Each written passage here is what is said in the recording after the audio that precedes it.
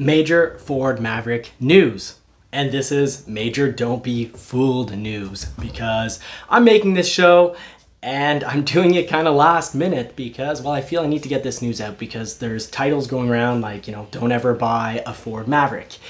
And there's a recall going on with the Ford Maverick, and that's true, but I don't want you all to get fooled. This isn't a don't ever buy a Ford Maverick scenario. This, some are going to blow this out of proportion to get more views, more clicks, whatever news source that you're working on. You need to make money. But of course, there's a really ethical way to make money.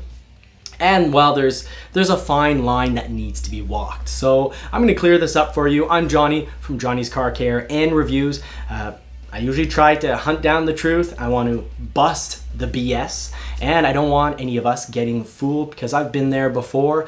And when I was many years ago, when I wasn't following everything very closely. So let's just put the pedal to the metal and cover what this is. This is fire risk on the Ford Maverick, and some are making this out to be a scenario where if you buy a Ford Maverick, it's gonna catch fire. And if you watch to the end, you're gonna know exactly that that's absolutely not the case if you don't have a Maverick yet. And you're also gonna find out, if you currently have a Ford Maverick, what the real risk to this actually is, so that we can, be reasonable and understand the situation in an appropriate, helpful manner, not just in a manner so that you click on my video and I get, 100,000 views or 200,000 views, but in a way that's actually helpful. Because, well, I always say it, at Johnny's Car Care and Reviews, we are here to help. So the JCCR team and all our members, and a special thank you to new members that have signed up. That really does help the channel going, and it encourages me that even when I'm having a pool day with my nieces, well, while the lunch is being made, I pop out this quick video. So let's get right down to business. The Ford Motor Company is indeed recalling 2020 to 2022 Ford Escapes, the hybrids, so both the regular hybrid as well as the plug-in hybrid, as well as the Lincoln Corsair, both regular hybrid and plug-in, and yes, the Ford Maverick hybrid. So all forms of hybrid. So that's the 2.5 liter hybrid powertrain. Now they're doing this because they want to avoid a fire. And some news sources have even said, park the vehicle outside, it could catch fire at any time. And that's a whole different recall for different models. And I'll cover that at the end as well, and how serious this is and what you really need to do. So I'm gonna make sure we cover everything, the must-know information. So what's going on? And yes, there is already a solution. And even better, if you don't have your Maverick yet, this isn't even gonna be a problem. So some very misleading news when it says don't buy a Maverick. That's not the case. That's not what's going on here. So what is going on? Well, fuel and oil vapor or actual liquids can catch fire underneath the hood. I'm going to tell you why, but first let's get straight to the solution. The solution is in the engine bottom shield. 2 holes will be drilled.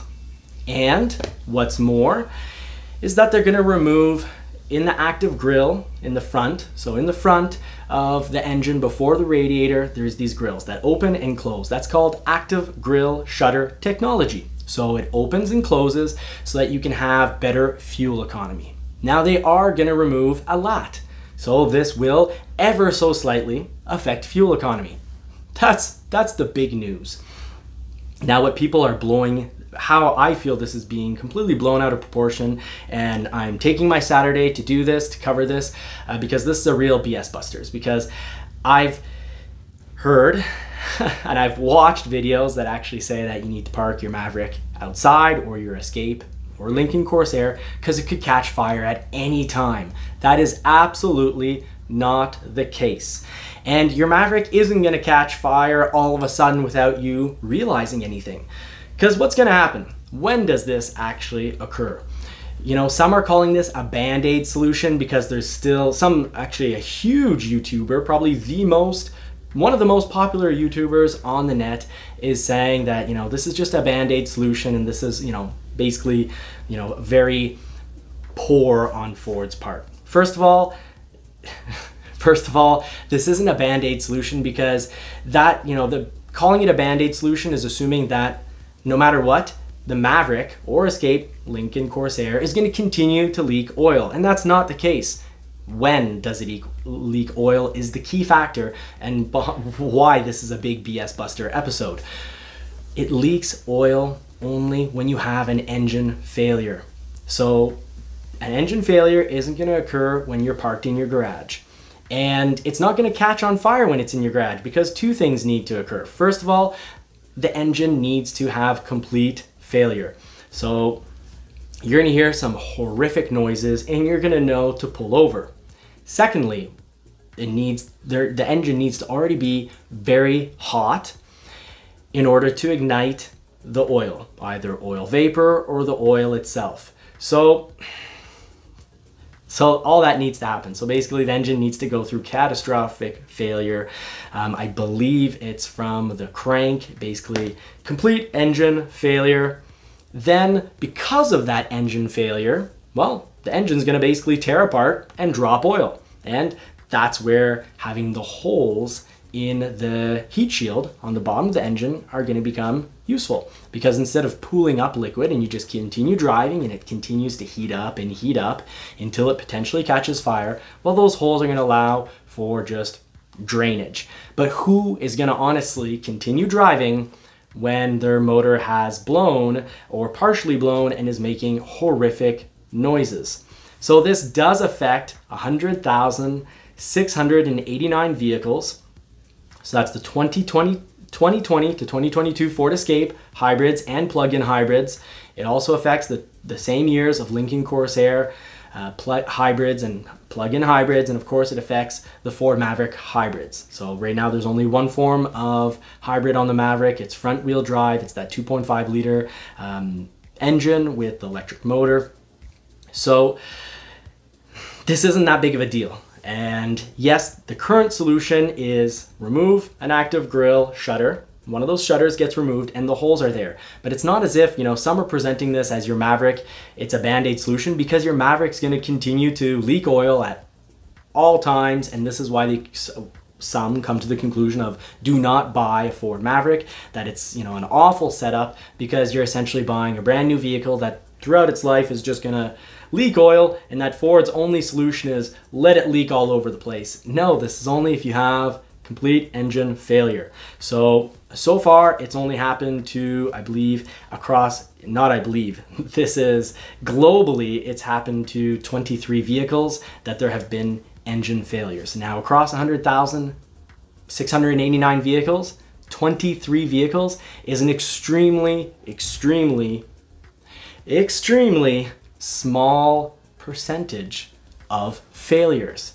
This is not a fiasco. This isn't some major issue. This is just Ford being responsible and saying, we're gonna modify a whole lot of vehicles. They're taking their time and their money in case another 23 engines fail. So this is, I'll say it again, purely and only under catastrophic engine failure. And the percentage of catastrophic engine failure is extremely small. So as much as you're going to see YouTube videos that say, don't ever buy a Ford Maverick, this is awful, it's not. It's actually an illustration of Ford being very responsible, spending what's probably going to be an hour, maybe 2 hours, anywhere from 30 minutes to about an hour and a half of work on 100 and some odd thousand vehicles to make sure that they're safe in case of something very severe happening and very rare happening. Now, if you don't have your Maverick yet, don't worry.